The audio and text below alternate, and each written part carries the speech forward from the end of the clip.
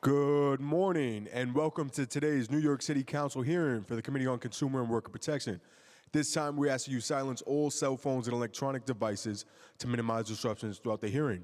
If you have testimony you wish to submit for the record, you may do so via email at testimony@council.nyc.gov.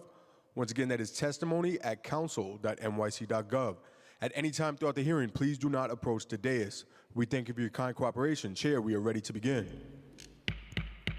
Thank you for joining our legislative hearing today before the Council's Committee on Consumer and Worker Protection. Good morning. I am Julie Menin, Chair of the Committee on Consumer and Worker Protection.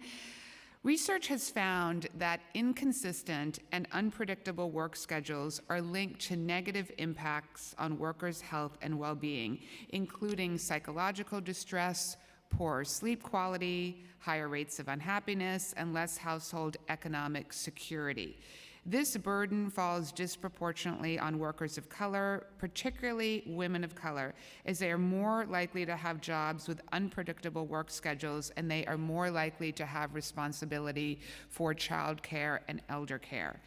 And it is not just the workers themselves who bear the impacts. When a parent has inconsistent and unpredictable work schedules, it can lead to behavioral and sleep problems, school absences, and even poor health outcomes for their children. In 2017, the Council enacted a package of legislation that ended unfair and inconsistent scheduling practices in the fast food and retail industries, also known as the Fair Workweek Law, the subject of the hearing. In 2021, coverage was expanded to include utility safety employees or people who inspect gas pipes or work in underground facilities, for example. Under the Fair Workweek Law, fast food employers in New York City must give workers regular work schedules 14 days in advance that are consistent with their regular schedule, premium pay for schedule changes, the opportunity to decline to work additional time, and the opportunity to work newly available shifts before hiring new workers. Fast food employers also cannot schedule a clopening shift or when employees both work a closing and opening shift unless the worker consents in writing and receives a $100 premium to work that shift. Furthermore, fast food employers cannot fire or reduce the hours of a worker by more than 15% without just cause. Under the retail and utility safety worker provisions of the law, employers must also give workers 72 hours of advance notice of work schedules and may not schedule workers for on-call shifts or change workers' schedules with less than 72 hours of notice. Since the Fair Workweek Law went into effect in November of 2017, DCWP has received more than 500 Fair Workweek complaints, opened more than 250 investigations, and obtained resolutions requiring over $25 million in combined fines and restitution for more than 17,000 workers. As one of the most comprehensive fair scheduling laws of its kind, New York City's Fair Workweek Law now serves as a model for local government leaders across the country.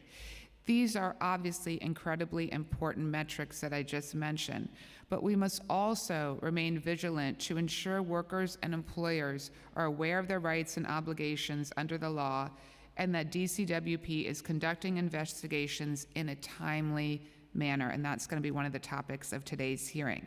The average number of days it has taken DCWP to resolve Fair Workweek complaints has increased from 64 days in 2018 to 345 days in 2022.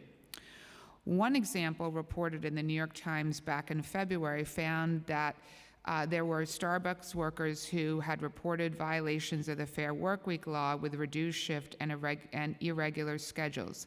And that will also be a subject of some of the questioning, because we found that there were workers, 76 different complainants in over 56 different Starbucks stores. So we will obviously be talking about that. In addition to taking longer for the agency to resolve complaints in 2022, fewer Fair Workweek complaints came to DCWP than prior to the pandemic, and the agency opened fewer investigations than they did before the pandemic.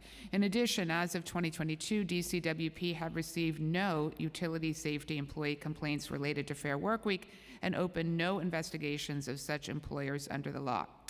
Committee looks forward to hearing from DCWP and other stakeholders about the city's enforcement of the Fair Workweek law and its efforts to hold employers accountable and help ensure fairness and justice for working families across our city. I now call on the committee counsel to swear in the administration's witnesses. Panelists, please raise your right hands. Do you affirm to tell the truth, the whole truth, and nothing but the truth before this committee and to respond honestly to council member questions? I do. I do. Thank you. You may begin your testimony. Thank you. Good morning. Good morning, Chair Menin and members of the committee. I am Vilda Vera Mayuga, Commissioner of the Department of Consumer and Worker Protection, DCWP. I am joined today by my Deputy Commissioner of our Office of Labor Policy and Standards, Elizabeth Wagner, and my Assistant Commissioner of External Affairs, Carlos Ortiz. Thank you for the opportunity to testify today on one of our cornerstone protections for workers across the city, the New York City Fair Workweek Law. DCWP enforces key protections and offers financial empowerment resources that improve critical aspects of New Yorkers' daily economic lives. We ensure that consumers who have been deceived or exploited have recourse, that workers have a passionate defender of their rights, and that all New Yorkers have the support they need to improve their financial health. Since the start of the Adams administration, DCWP has helped deliver approximately $320 million into the pockets of New Yorkers through debt relief, restitution, and financial empowerment programming. Today, I am excited to share more on how our agency has been a nationwide leader in protecting workers. The laws that we enforce in the workplace ensure that workers benefit from minimum labor standards that provide greater stability in their schedules, income, and employment. We strive to guarantee that any worker that experiences a violation of their rights has recourse to relief.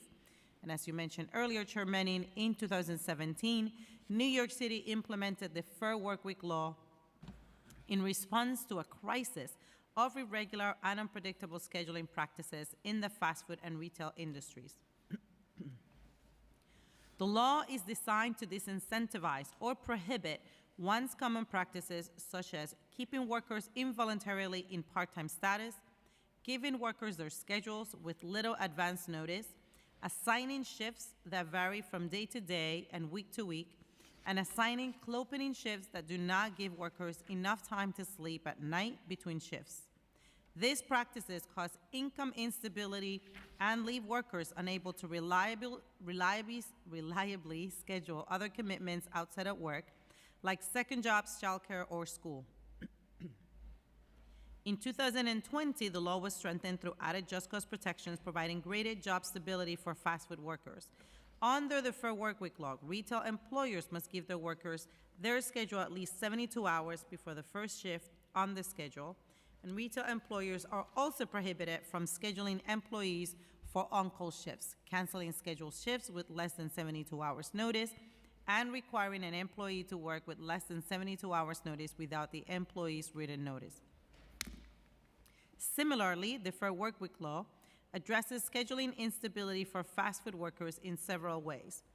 First, it mandates that fast food employers give workers a stable, regular schedule that does not change significantly from week to week. Second, it requires employers to provide workers each weekly schedule 14 days in advance. And third, it requires that employers provide fast food workers premium pay for schedule changes and clopening shifts, as well as the opportunity to say no to clopening shifts or working extra time. And finally, to address involuntary part-time work, fast food employers must offer current workers the opportunity to work more than regular hours before hiring new employees, and cannot reduce a worker's hours by more than 15% without just cause.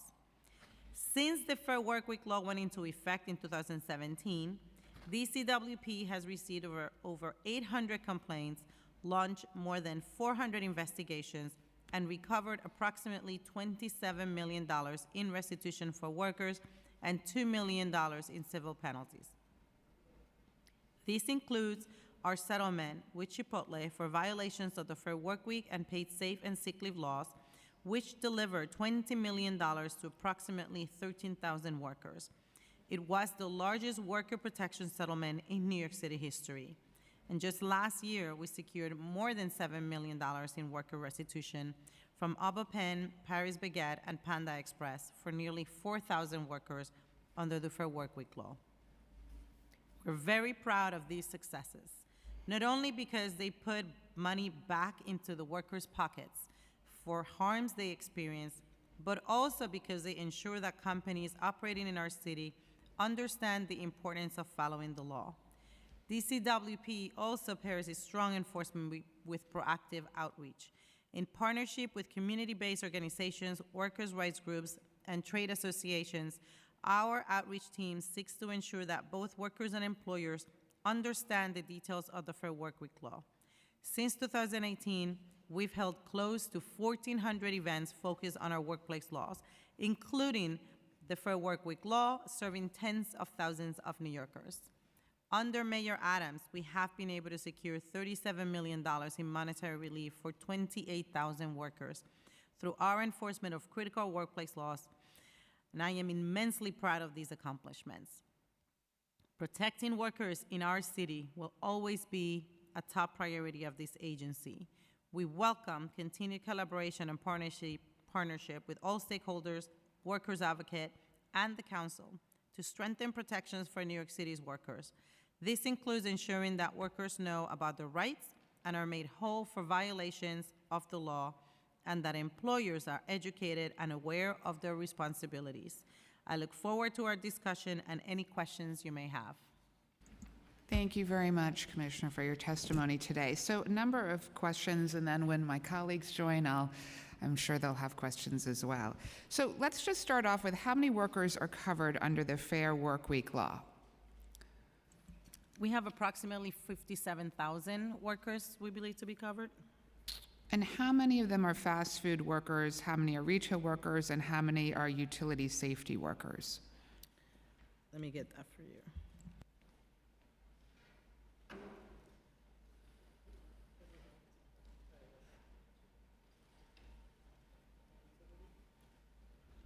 Okay.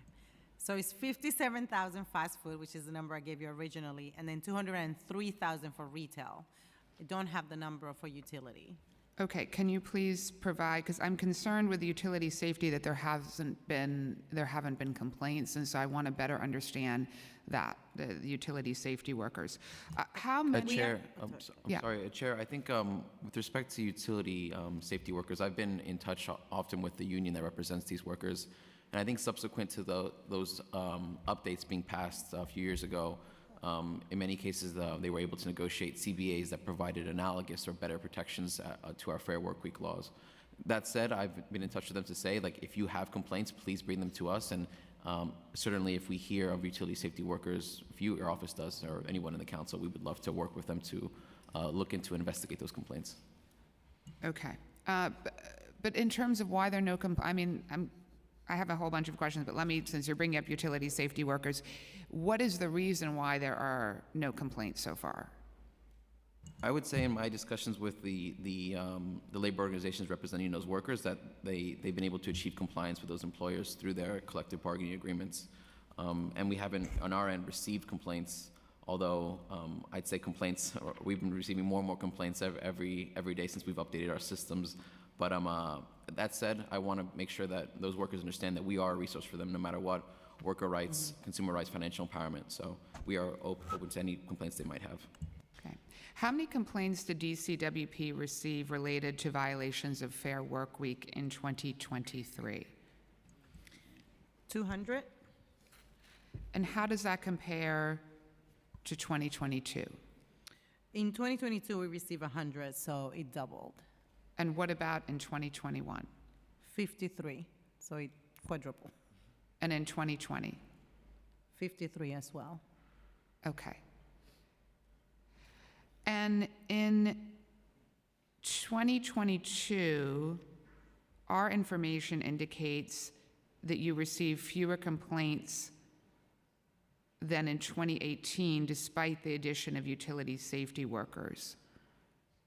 So going back to 2018, what were the number of complaints?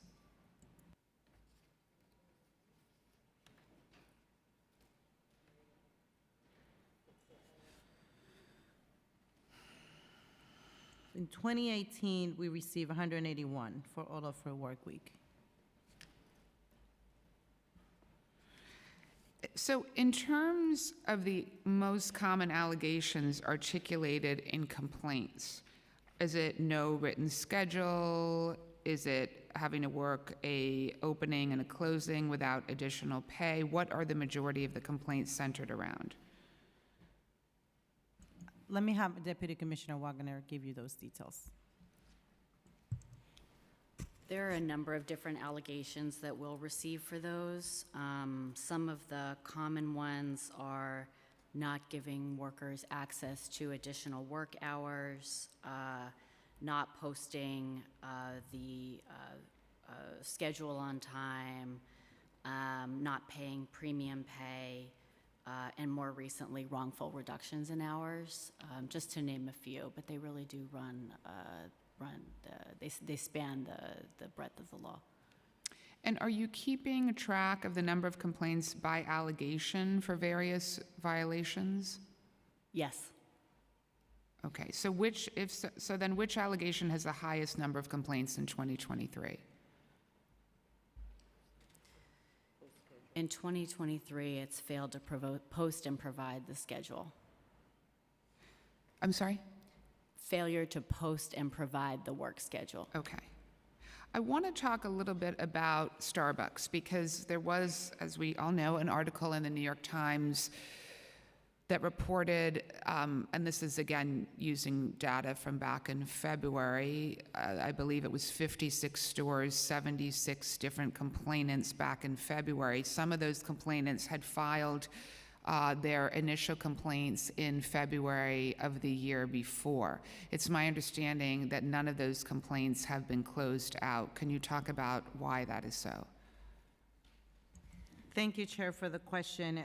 We don't really comment or give details on pending investigations, open investigations.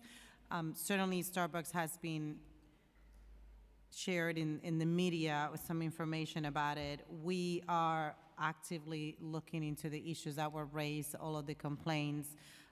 We have resources dedicated to that investigation, and as things develop, we continue to be in touch with workers, with Starbucks, getting documents, and we're confident that we will have the right resolution at the right time. So it's also my understanding that Starbucks was not notified of the complaints for approximately 4 months. What is the agency's procedure to notify companies of complaints? When we get just generally in for a work week, our cases, as soon as we get a complaint from a worker and it's assigned to an investigator, they are going to be contacting the worker and making sure that we're going over the complaint, the information they provided, find out if we have any questions for them that can provide additional information, identify what is the scope of the investigation, what are the issues that are being presented. Is this something that appears to be localized to a store, or is it something that would spread across a number of stores or all of the stores? Is there a just cause component to it that we are going to also expedite, especially the worker wants to return to the workplace? Once we do that, yes, we do reach out to the company and ask for records so that we can obviously verify the information. We have a team of not just attorneys, but data scientists who are going to be looking at the data and make sure that we can do the calculations based on the allegations and what the documents from both the workers and the company are showing that there are any violations. We will reach out then to the company with our findings and engage in a process to hopefully resolve the case. Is there anything required either by the statute or via rulemaking that specifies a specific time upon which the agency must let a company know that a complaint has been filed?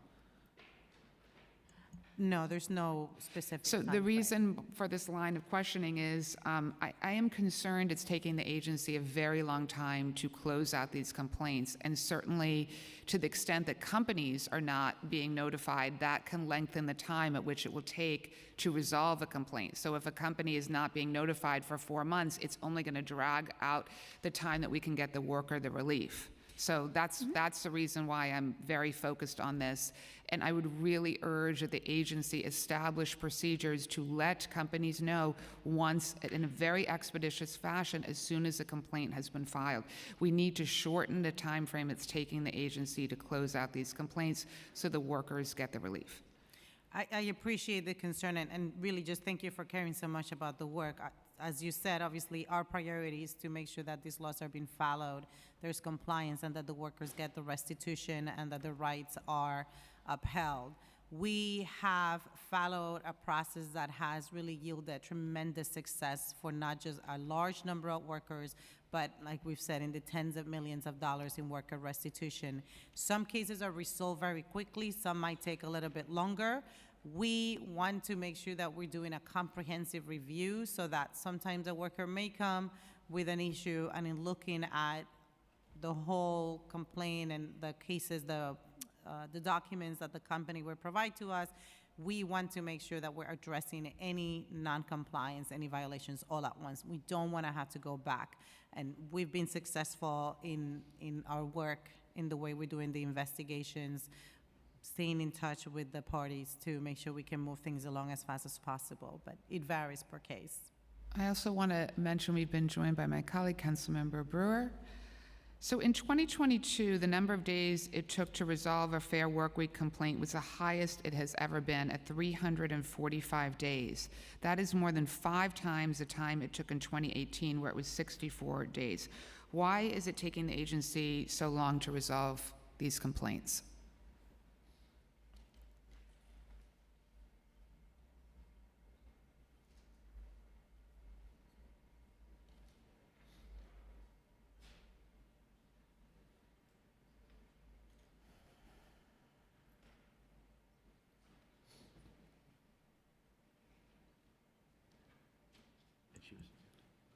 Thank you, Chair. Our numbers actually show that for calendar year 2023, it did take 156 days to resolve investigations. Having said that, it really just varies in the type of case that we get.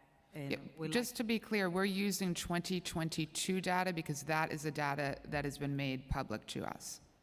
Well, I would note that this data is available, that in 2023 is available on our website as well. We do report it out every year, or I think around this time of year, earlier. We're going from the MMR, so. Okay, but so not calendar year?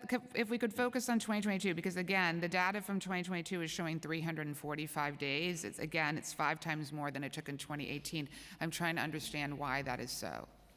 Well, I think what the commissioner was mentioning, and I think why maybe 2023 is, and the spread of the years is a good comparison, that we have trended downwards in the past year, albeit realistically that these complaints they vary in complexity and length. And so in one year you could have a longer, based on the number of cases we're taking in, you could have a longer length, and then depending on the cases you have for another year, they shorten down. For us, regardless, we are prioritizing this casework, as the commissioner mentioned, with our process to make sure we're expeditiously working through them. So let's talk about the process of a typical investigation. How many staff are being assigned? And I understand each case is different, but if you could walk us through a typical investigation and how the agency is assigning staff and resources. Thank you, Chairman.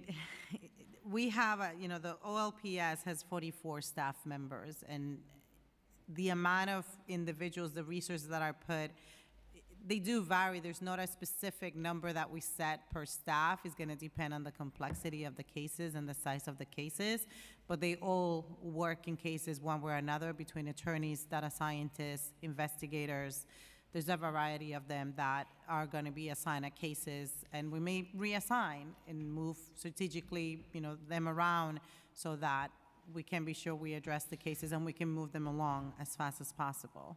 There's not a set number per case or per investigator.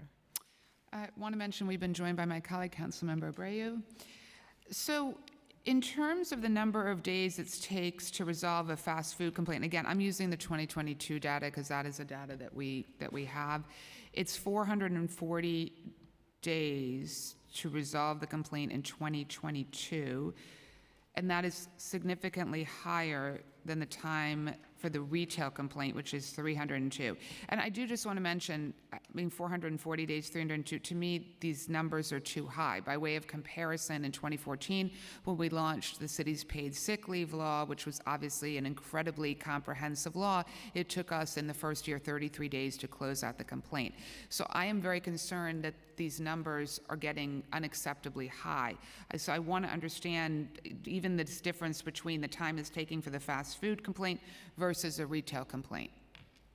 I just want to ask about the source of the numbers. Are we talking about the PMMR, or are we talking Yeah, about we're going our on the annual Worker reports? Protection Enforcement Report. So our annual reports. Okay, so that's not, that would be our calendar year numbers from 2022.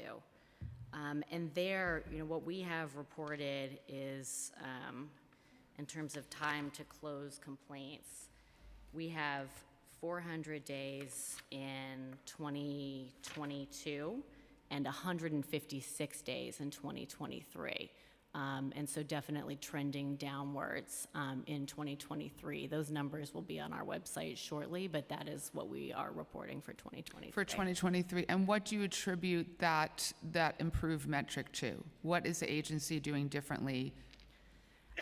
So in the, I would say in around 2020 to 2021, we began really developing our team of data scientists who had the ability to move our process for analyzing employer records from a largely analog system that required an investigator to go through paper records to being able to evaluate records using data analytics much more quickly and efficiently. And that has improved our times to be able to resolve cases, in particular our workplace-wide cases. How are you accounting for the Starbucks complaints in this data? Because again, we know that that you have a minimum of 76, if not probably significantly higher now, number of complaints, none of which have been closed out. And those first complaints were filed on February 14th of last year. So how is that going to affect the agency's response time? I think one of the things that we'll want to look at is that the number of complaints that are filed are not necessarily going to be one-to-one, right, to investigations. We have a number of complaints that will come about the same business, and those are going to be grouped together. Having said that, there's a number of complaints that will come that refer to just cause cases, and in the Starbucks situation, there were 4 at least last year that we did resolve because they were specific to just cause allegations, and we do try to expedite those, especially, like I said, if the worker wants their job back. So it's not going to be matching, and again, I'll just point back to our successes because it has been record numbers that we have been recovering for workers. More people are coming, we're improving our systems, and we are confident that it's going to be, all of the numbers, are going to continue showing our successes and improving our systems on the back end. And I think something I'd like to add to that as well, especially comparing, I think, past strategies for looking into complaints is the proactive nature of these investigations. So if we did receive a complaint, and part of that, I think, reviewing of the complaint with the worker, are we identifying that this is not just something impacting a single worker, is it perhaps identifying the entire workplace? And in that case, that does take additional time, but that does lead to greater successes in terms of the amount of workers we're going to be able to bring relief to. And so, for example, I think when comparing that additional time, it's because we are processing a case that is adding many, many more workers than just one worker and resolving their case within 30 days or something like that. How much restitution was recovered last year in terms of workers?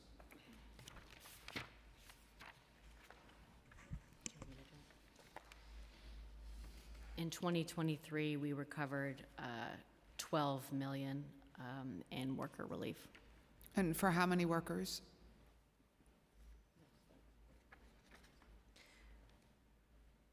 9,580. And how big is the staff at the Office of Labor and Policy Standards now, currently?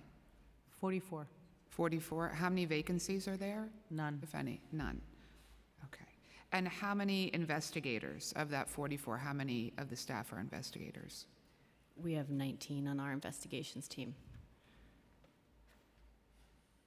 Okay, I have many more questions, but I want to now turn it over to my colleagues to see if they have questions. Councilmember Brewer?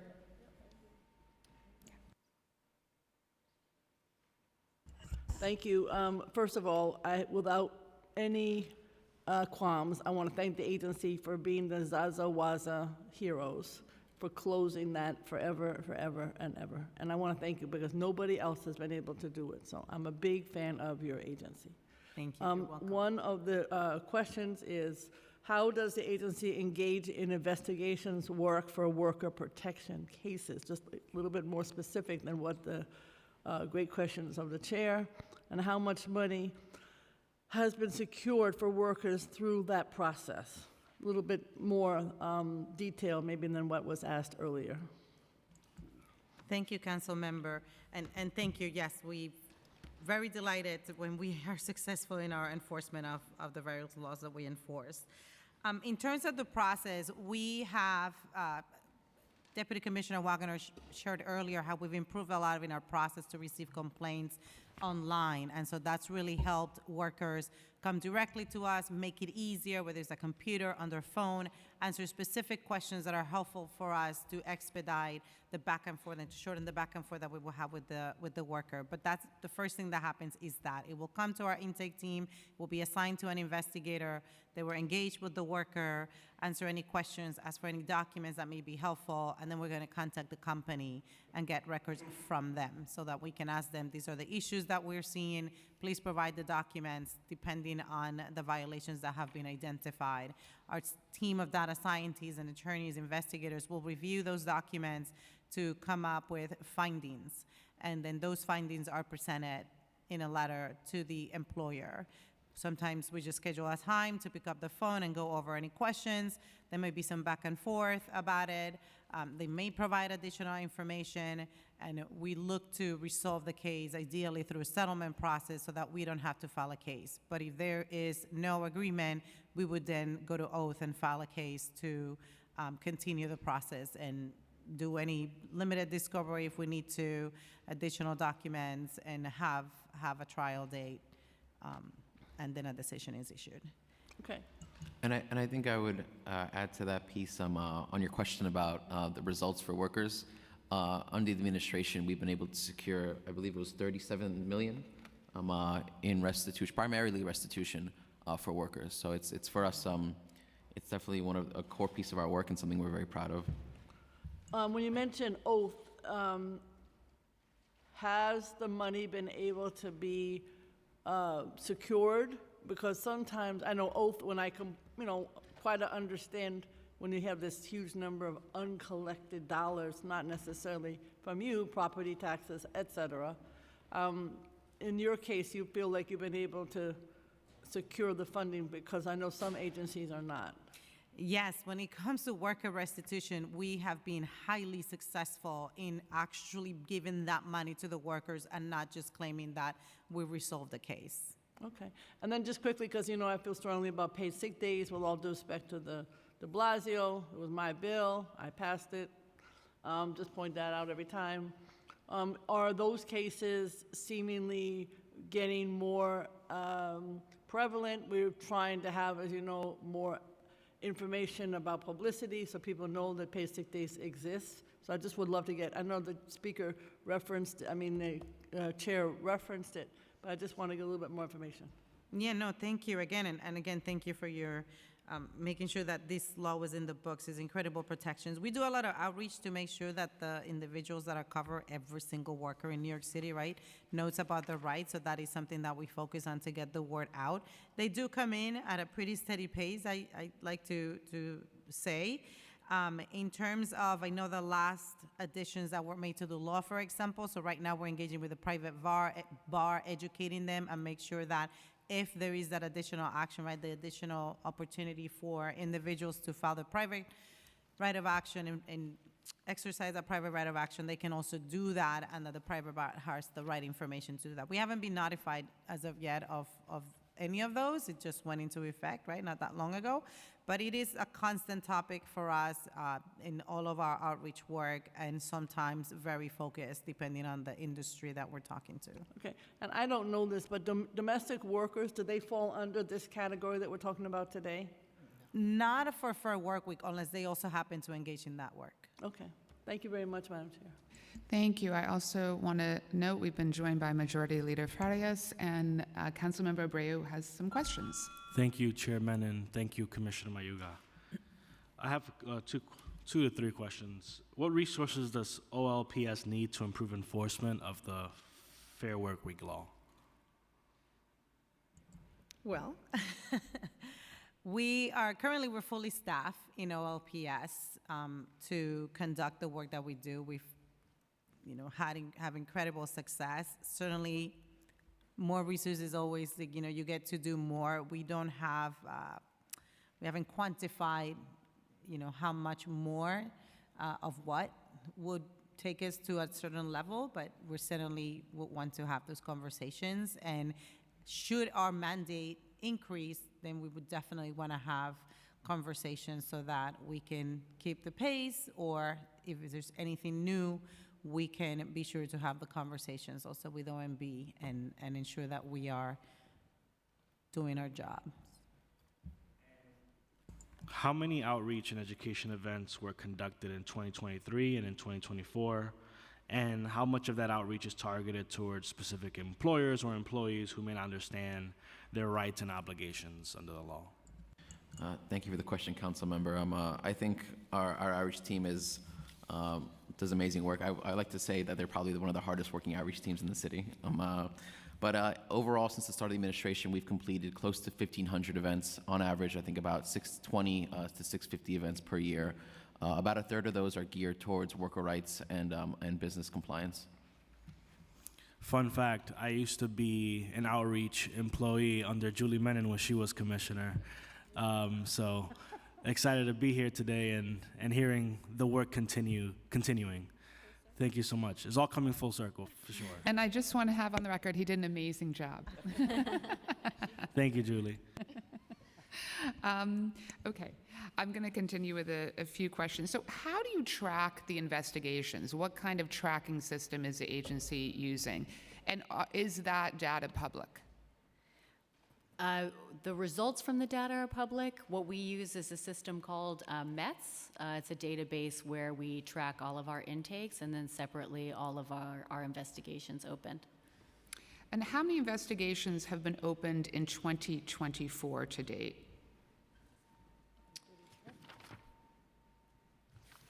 For all of our worker protection enforcement is 134. I'm sorry, what, I couldn't. 134 the first quarter of 2024. Okay.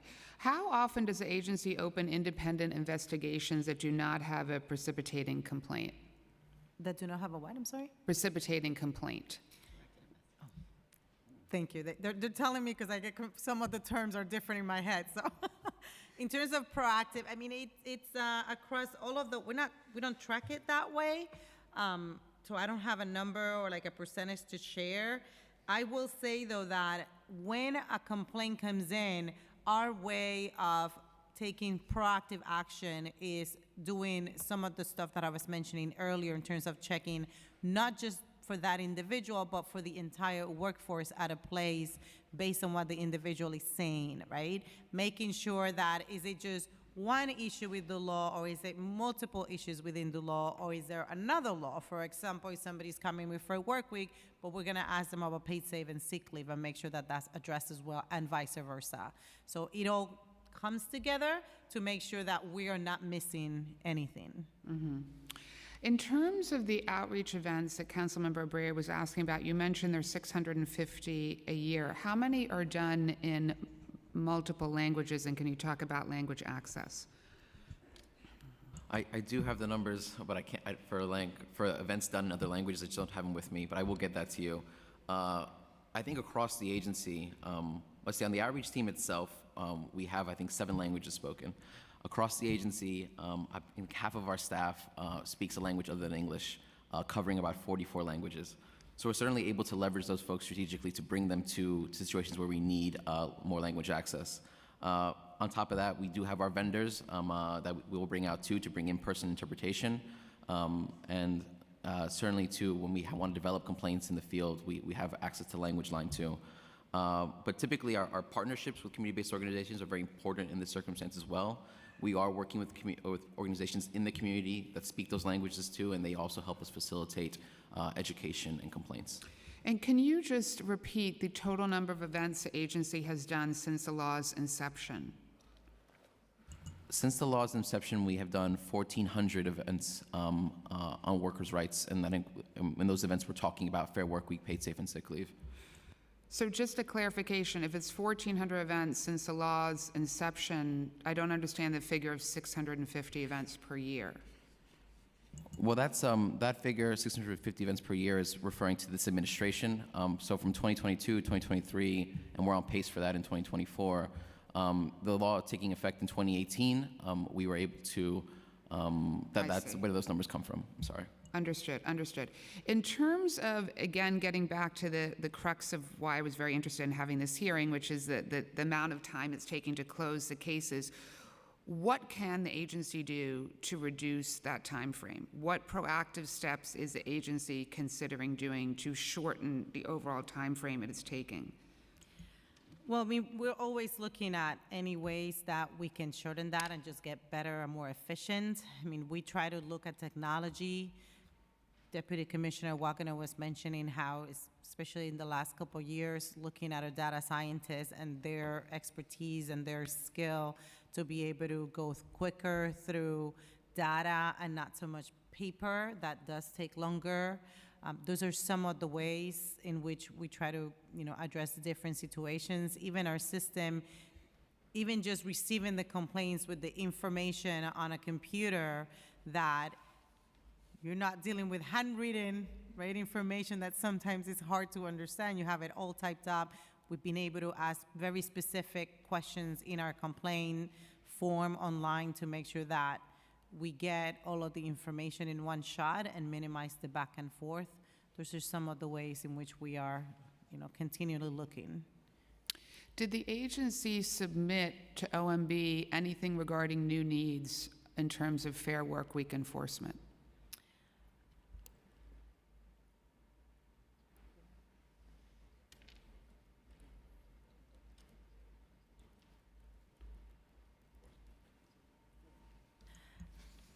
We're constantly in conversations with OMB. I will have to, give you specifics later on any specific request that was made during this budget process. I'm assuming that's... Sorry, I couldn't hear the answer. Sorry, the sound system is not great here. That's okay. The conversations with OMB are constant, very constant with them, primarily focusing if we have any new mandates and make sure that we are getting those needs met and funded. But I don't have any numbers right now to share on any specific asks. Okay. Again, I would urge, I am deeply concerned about the length of time it's taking to close these investigations, the open Starbucks complaints. It just strikes me that the agency is being asked to do a lot with somewhat limited resources. Very important to get new needs in there to make sure that the agency is properly resourced and staffed. I know the Majority Leader has some questions. Thank you so much, Chair. And thank you folks for being here today and testifying. I'm a former server and bartender. Shout out to all the restaurants and the Applebee's I used to work for. But just some questions around compliance and like your relationship with getting employers' information or data. What's our communications like with, other than outside of these outreach events and these events, to employees and letting them know what their actual rights are and like the tools that we have as a city for them to make any complaints? What is our relationship with businesses, and how do we make sure, like, if there's an open line of communication around their compliance or not? Thank you for that question. We engage definitely with the employers as well. I mean, our goal is always going to be compliance. We want them to know how to comply with the law, so we do a number of things. At least during my tenure, I know I've had roundtables with major companies and their leaders or executives to make sure that that line of communication is always open. And if there's any confusion or questions about the law, they can reach out immediately and we can answer them.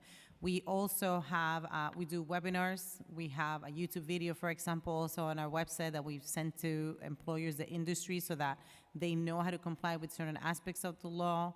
We have forms, Google Sheets, spreadsheets with formulas embedded in them that will help them comply with the law as well if they have questions about it and support them that way.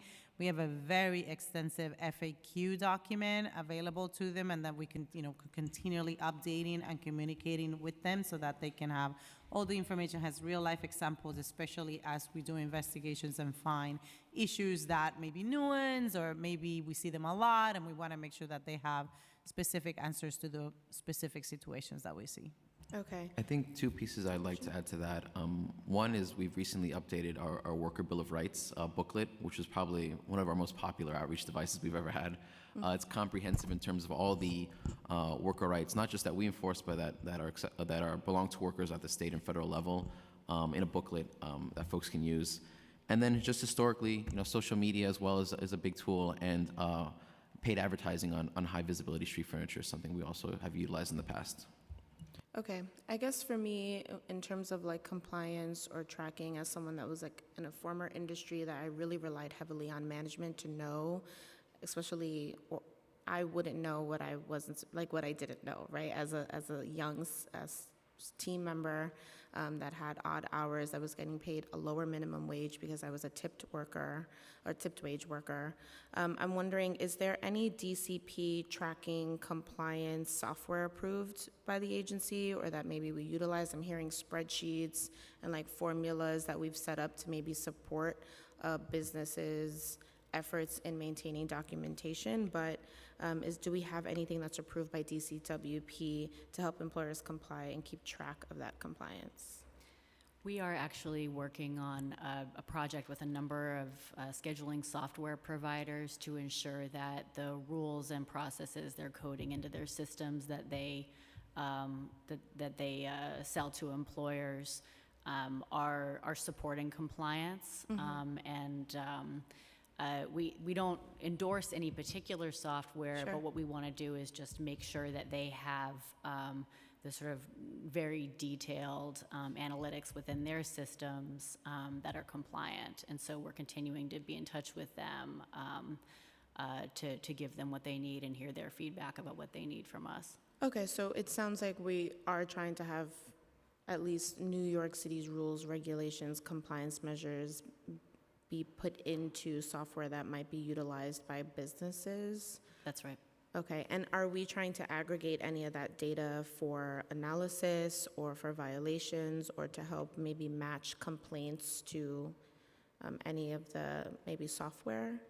We wouldn't get the data from the software companies in that way. However, if we get a complaint that we're then investigating, part of what this would ensure is that all of the data points that we're looking for to show compliance or non-compliance in our analytics are in the software systems that employers are using, which will facilitate us being able to see whether things went wrong or not.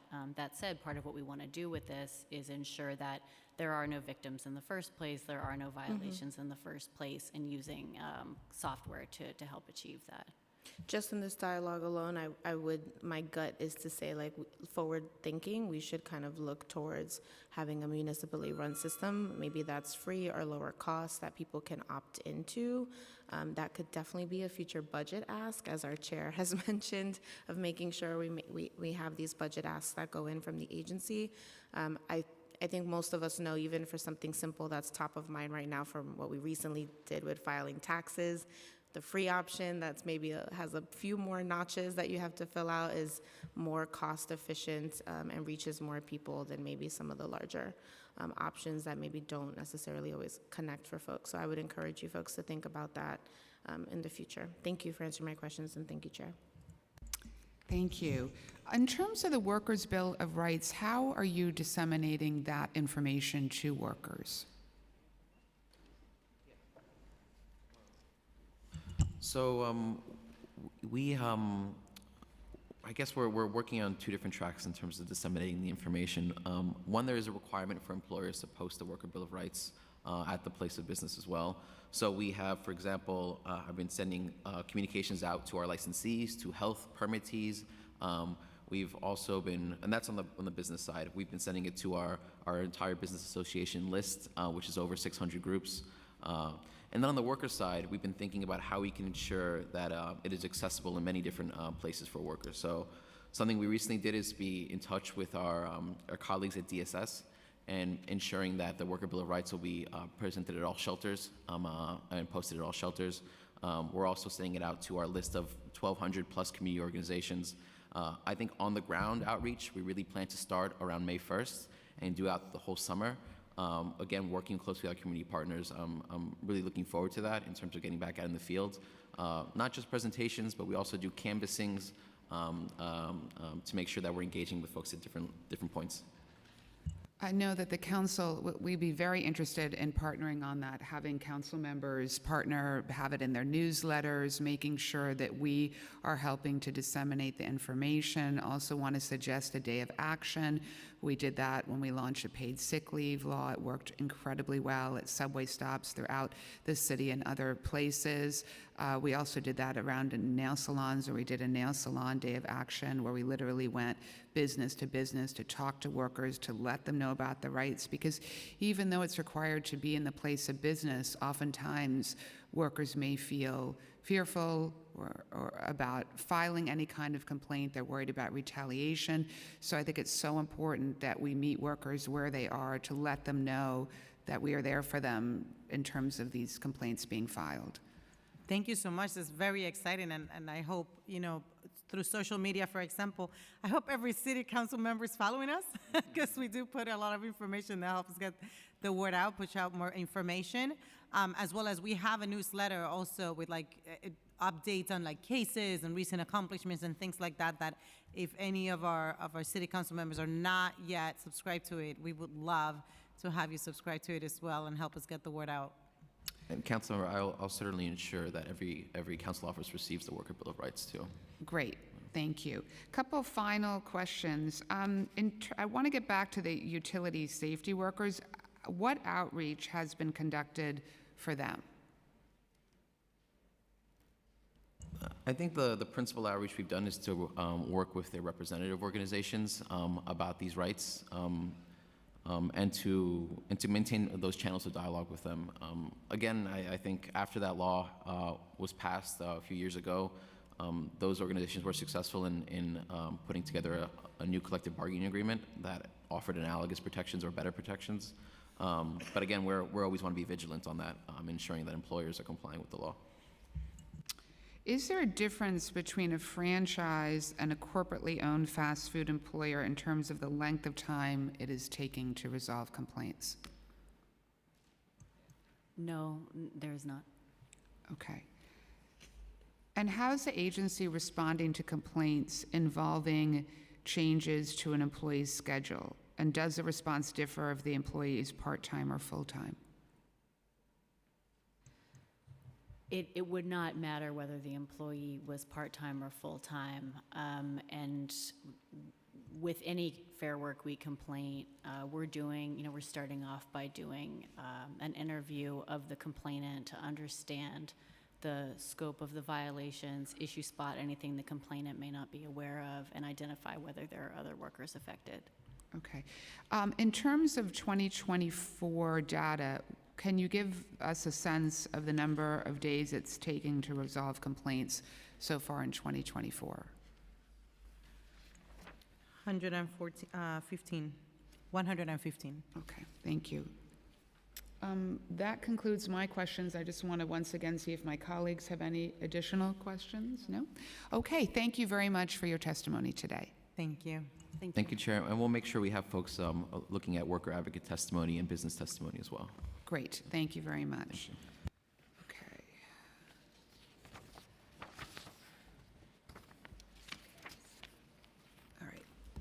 Terrific. So I'm now going to open the hearing for public testimony. I want to remind members of the public that this is a formal government proceeding and that decorum shall be observed at all times.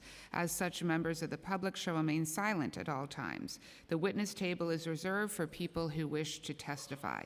No video recording or photography is allowed from the witness table. Further, members of the public may not present audio or video recordings as testimony, but may submit transcripts of such recordings to the Sergeant at Arms for inclusion in the hearing record. If you wish to speak at today's hearing, please fill out an appearance card with the Sergeant at Arms and wait to be recognized. When recognized, you'll have 2 minutes to speak on today's hearing topic, which is, of course, enforcement of the Fair Workweek law. If you have a written statement or additional written testimony you wish to submit for the record, please provide a copy of that testimony to the Sergeant at Arms. You may also email written testimony to testimony@council.nyc.gov within 72 hours of this hearing. Audio and video recordings will not be accepted, and I am now going to call the first panel. Autumn Weintraub, Max Pilcher, Lee Lambert, and Autumn Segara. If you can all please come up, thank you.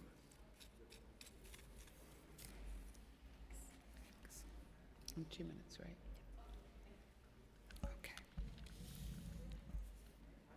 Okay. Musical chairs. Okay, thank you so much. So you may begin, yes.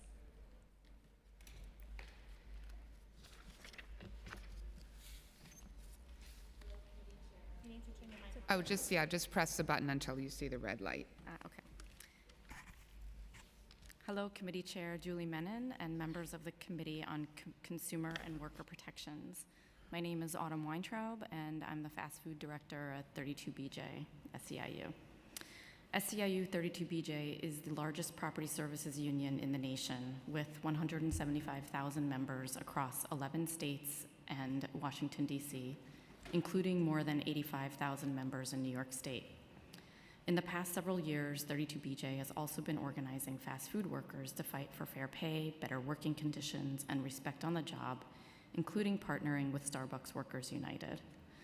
Through our work, we have become acutely aware of fast food workers' struggle to get sufficient and predictable hours and pay, and the challenge of attempting to resolve violations of workplace laws on a case-by-case basis. The Department of Consumer and Worker Protection's critical efforts to implement and enforce the Fair Workweek law have gone a long way towards improving scheduling standards in the low-wage fast food industry and have aided countless low-wage workers, but violations do persist. We believe a citywide investigation into Starbucks, a repeat Fair Workweek violator, can help ensure ongoing and sustained compliance within the company and in the broader fast food sector. The fast food sector is rife with workplace violations and characterized by poor labor standards. In 2023, fast food workers saw the lowest median weekly earnings of over 350 industries surveyed by the Bureau of Labor Statistics, a mere $610 a week. Fast food corporations, meanwhile, continue to pull in ever-soaring profits. In 2021, the top 7 publicly traded fast food companies earned $16 billion in profits and paid out over $12 billion to their shareholders in the form of stock buybacks and dividends. And the industry has grown rapidly over the past 2 decades, especially in New York City. While employment in the sector fell during the pandemic, it has again been climbing as the city's economy and employment recover. Okay, I just have to ask, because we are required to make sure that every single person has the exact same amount of time. So if you wouldn't mind wrapping up and if you want to submit your written testimony. Sure. We just wanted to say that DCWP has demonstrated itself to be a strong advocate for workers' rights. It's effectively enforced the Fair Workweek law, and there's been notable successes and settlements like the Chipotle one for $20 million. And over the past year, 83 Starbucks workers have filed Fair Workweek complaints across 63 cafes in New York City. These allegations are widespread across Starbucks, and the company continues to violate the Fair Workweek law.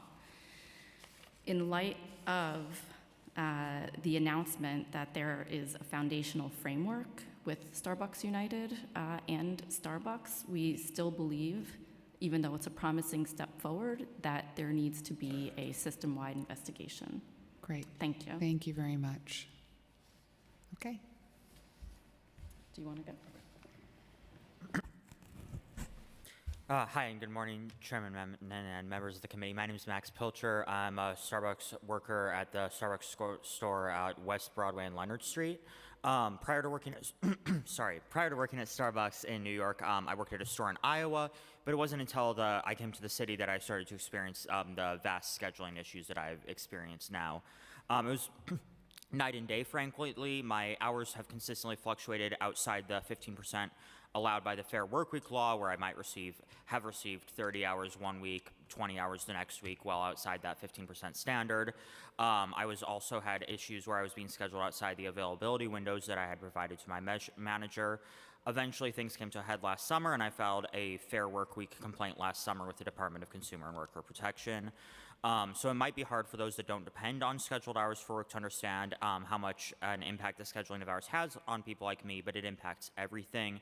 It impacts how I plan my time off, my week-to-week finances, what bills I'm able to pay, whether I'm able to pay my rent in a given month. Everything depends on my hours. So this is why the Fair Workweek law and the work that they are doing, the DCWP is doing, is so important to workers like me. Currently, my complaint has not been resolved yet. I filed it last summer, but I'm hopeful that I will get justice. Yeah, I wanted to thank the committee for hearing my testimony today. Thank you very much. Hi, good morning, Chair Julie.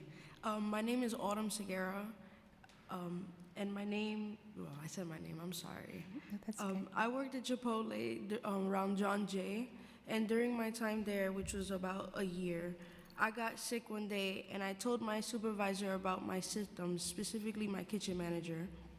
And when I came in a couple of days later for my shift, the company told me that I couldn't stay, that I could stay home.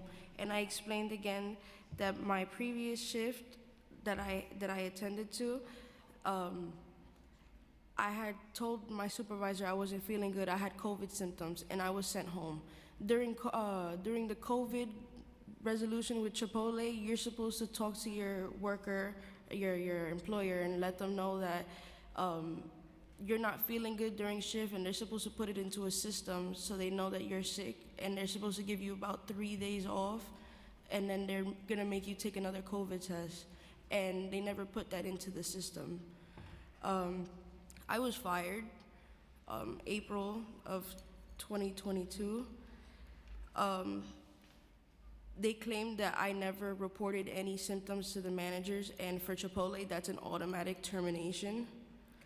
Even though it wasn't true, I was terminated. I refused to accept being fired that way, so I filed a just cause complaint. While it took over a year for the DCWP to resolve my complaint, eventually they did within a year and a half. I received $8,500 into my settlement, and $500 went to my lawyers that helped me. Thank them. I appreciate it. To be clear here, I didn't want the money. I never wanted the money in the first place, but that's what they offered to me because I wanted my job back with Chipotle, and they just didn't want to give me my job back. I'm sorry. That's all my time. Okay, thank you very much for your testimony. Good morning, Chairman and members of the committee. My name is Lee. I've been a Starbucks worker for nearly 3 years now. I currently work at the location on Church Street in Murray. Previously, when I filed my Fair Workweek complaint, I worked at the store at 100 William Street. I filed a Fair Workweek complaint. I was one of the first complainants in February of last year, actually. I was part of that complaint because my hours were cut significantly by more than 50%. Which had an enormous impact on my financial situation. I had to completely reorganize my life so that I could meet my expenses. It also threatened my access to benefits via Starbucks. I learned about the Fair Work Week complaint, and I was able to file about the Fair Work Week law, and I was able to file a complaint. To my knowledge, that complaint has not yet been resolved. As a working New Yorker, I really appreciate what agencies like the DCWP can do and how they work to hold large corporations like Starbucks accountable. And I think it's absolutely essential that they have the resources that they need to continue that work. Yeah, that's all I've got. Thank you for hearing me today. Thank you so much. So I have a number of questions. So for Max, Autumn, and Lee, how did you first find out about Fair Work Week? In my case, it was having meeting with union organizers and being told about my rights under the Fair Work Week law, asking if I wanted to file a complaint. I know there is like postings in my store, but I wasn't like, I didn't, you know, somewhere in the back, but I hadn't seen those up until that point. Yes, similarly, it was via work I was doing with 32BJ and Starbucks Workers United that I learned about the Fair Work Week law for the first time. I was working within 6 months of Chipotle when I bumped into a 32BJ worker meeting another coworker of mine out of the job, and I asked a few questions, and they informed me that I was under the Fair Work Week law.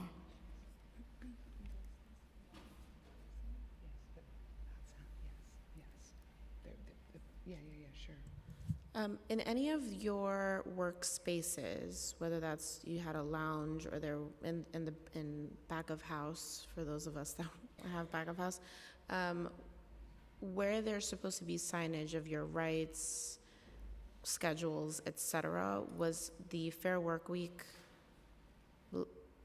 you know, postings ever listed? Or in my store specifically in John Jay, there were, and after I was done asking questions with the union representative, and I came into my next shift, I had asked them about it, and they were trying to tweak. They were trying to tweak and critique some of the writings that was on the wall, saying that it's not within 72 hours. That it's different interpretations they were trying to give you. Yeah, is. Sorry to bring this up, but I worked also in a store called The Little Bee, and that was over on 42nd Street. They also have a Fair Work Week law, a poster in the back of house, but they're saying that they don't fall under Fair Work Week laws, so they don't have to oblige by it. Okay. Thank you for explaining that. Okay. For Max and Lee, who have open complaints against the agency, what has the contact been with the agency? When were you filed your complaint, and when did you first hear back from the agency? How long, in other words, how long did it take the agency to contact you after you filed the complaint? So I think Autumn can help me answer this question a little bit, because I did file through 32BJ, so I was not actually ever personally contacted by the agency. I do know, though, that they've had contact with 32BJ and with Starbucks Workers United throughout the process of investigating our complaints. Yeah, my experience is the same as Lee's. I've not had any personal contact, but again, they might be able to. Autumn, can I ask you, how long did it take the agency to contact you or any representative of 32BJ after the complaints were filed? After the union, 32BJ helped me set a complaint. I think it took a year for them to reach back out. A year? Do you remember? It was probably that long. Yeah, it took a year, and then after that, it took about 6 months for me to not even speak to Chipotle. Yeah, it was a whole debate when it came down to the settlement, because the Chipotle, the people who were trying to settle the money lower than what it was, they only wanted me in the room. They didn't want nobody that was representing me in the room with me. They only wanted me and solemnly me to be in a room with Chipotle COOs and discuss a settlement without any worker or lawyer. They were saying it's either the lawyer by themselves or just me. Can I answer the Starbucks? Yeah. I think we'll get back to you with specifics on the reach out, but I think it was a few weeks and then a few months. I'm sorry, if you could just speak up, it's a little hard to hear. We'll get back to you on the specifics of the outreach from the agency and the timeline of it. but, Okay, I mean, that would be helpful. yeah. Autumn, I just want to go back to something you just said. So you're saying that you were not allowed to bring an attorney with you into the settlement? That is correct. Thank you.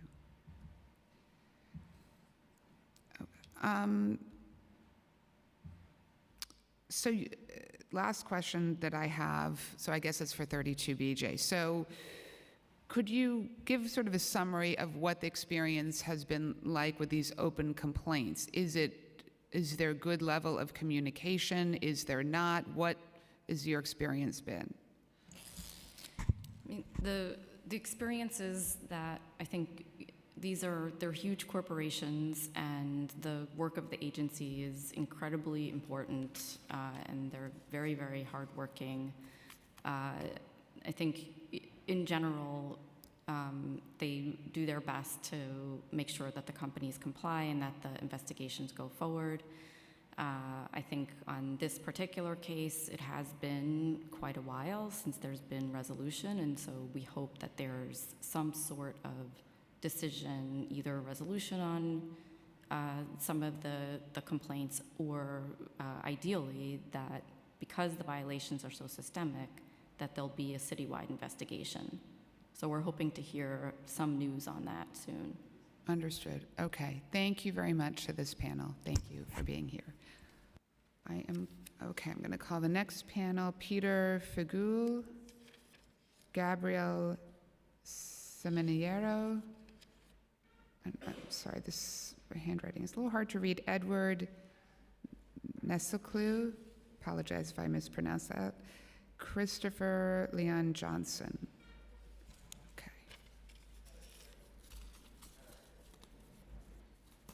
Thank you.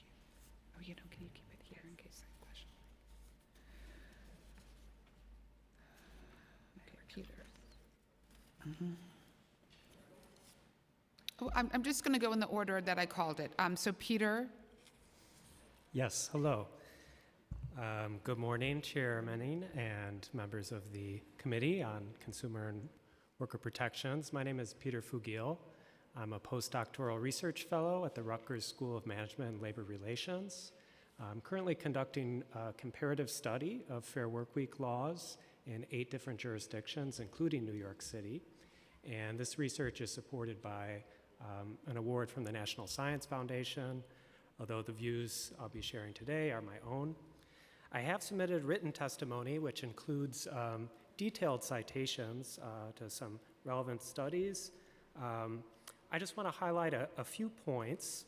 One is that the Office of Labor Policy and Standards is understaffed relative to peer agencies.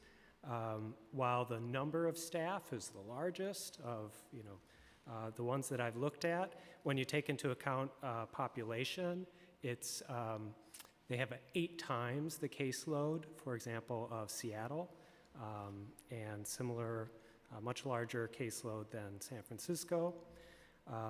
Furthermore, the success with settlements has been remarkable, but it's not clear that this is the best measure of success for Fair Workweek enforcement. Even in the banner year of 2022, only fewer than 5% of workers covered by Fair Workweek received any restitution through a settlement. So we have to ask, what about the other 95% of covered workers? Unfortunately, this is difficult to evaluate with publicly available data. OLPS could help shed light by releasing more data, including tallies of the types of allegations, such as you asked for earlier. They can also partner with other stakeholders, including researchers, to conduct evaluation studies and help share the best practices, for example, around data analytics with peer agencies to deliver on the promise of a Fair Workweek, not only in New York, but across the country. Thank you very much. Before I start, I just want to point out that Ed is not here, so he won't be giving his testimony. Okay, thank you. Hello and good morning, Julie Menon. My name is Gabriel Seminario. I was a Starbucks partner for 3 years, and unfortunately last summer I was terminated around September of 2023. The issues I had raised in my Fair Work Week complaint that I had filed intersected directly with my termination. My manager had repeatedly scheduled me outside of my availability, which I had filled out for him many times.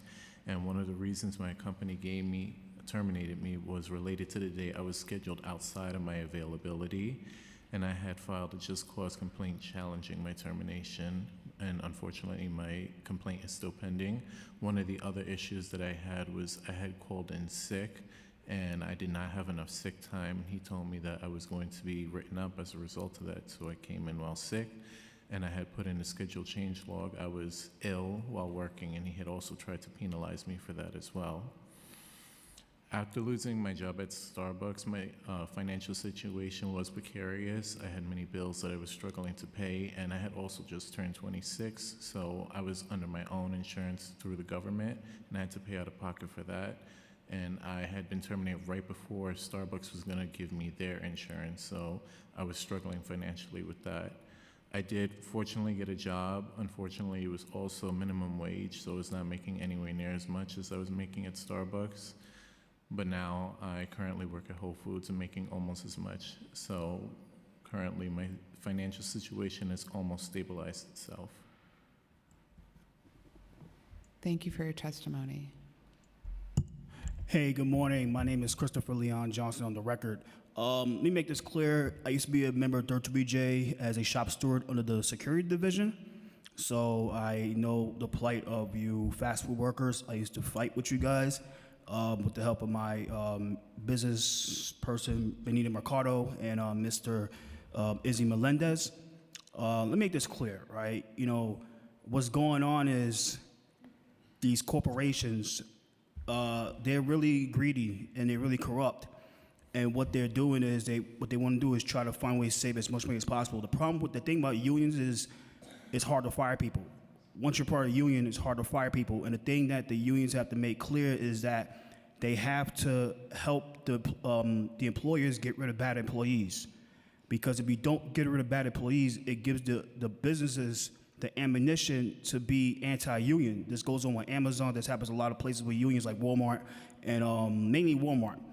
But let me make this clear that for my last 1 minute, the Deliveristas, you know, they're gonna have a hub down at, right outside City Hall very soon.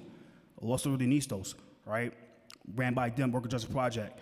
You know, what you guys need to do as the city council is find a way to put these guys in the same category as the fast food workers so they could get the same rights and privileges as the fast food workers under New York City workers fast workers law with the festive 14 days. If you just make them regular, like put them in the division of Deliveristas, it's not going to do anything. You have to make more bills and more laws instead of just saying, okay, when you make these people employees here, put them into the fast food division. And I hope you guys in City Council, you, Mr. Chairman, and Majority Leader Farias, you need to talk to Izzy Melendez and have him put the Deliveristas with the help of Liga Galapa and Gustavo and Antonio and Alejandro and Martin. Wait, I know. Into the fast food division of 32BJ, not a separate Deliveristas, because 65,000 Deliveristas, you add them to the fast food division, it will save a lot of headache and a lot of paperwork, and they'll have a lot of rights, especially with the minimum wage laws. I'm just going to ask you to wrap up. Okay, yeah, especially with the minimum wage laws that they implemented, $20 an hour. So I gotta go. I respect you guys. I gotta go. Thank you for the time. Okay, thank you. I do have a few questions. Peter, very interested in this research on other cities. So can you talk a little bit more about, you mentioned that there would be better metrics of success than the amount of restitution that the agencies announce for workers. What would those better metrics be? I mean, we've already discussed some of them here today. Obviously, compliance with the law. Workers receiving schedules in advance or receiving appropriate compensation when there are last-minute schedule changes. Those sorts of outcomes aren't available in Bureau of Labor Statistics or census data. So additional research is needed. The only jurisdiction I'm aware of that has done a systematic evaluation study is Seattle, and I included links to some of the public reports available through the city auditor's office. And what they found, a team of researchers with the SHIFT project found that the secure scheduling law in Seattle significantly improved predictability and reduced the occurrence of last-minute shift cancellations, and that resulted in better quality sleep, better mental health and well-being for workers, and lower incidence of material hardship, like difficulty paying rent or food insecurity. And so we know that it can work, but there's just been no study of that kind in New York City, and so it's very hard to say systematically how workers are doing under this law. Thank you. I also want to mention we've been joined by my colleague, Councilmember Osei. Gabriel, I did have a question for you. You mentioned your complaint has not been resolved by the agency. When did you file your complaint? I had filed my complaint in early October of last year. And what has been the communication that you've received from the agency?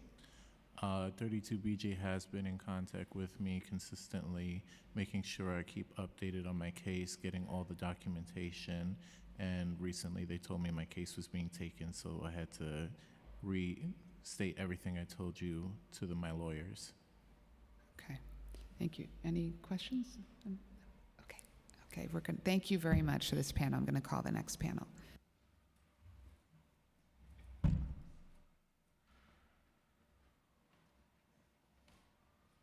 Okay, it is a one-person panel. Joe Winograd. He's not here. Okay.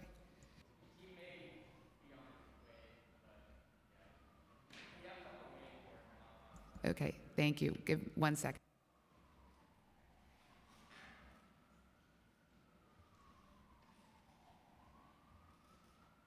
Okay, is there anyone here who did not sign up to testify who wishes to testify? Okay, not seeing anyone, and we have no one, I don't believe, on Zoom. Then I am going to close out this hearing and thank everyone so much for being here today. Thank you.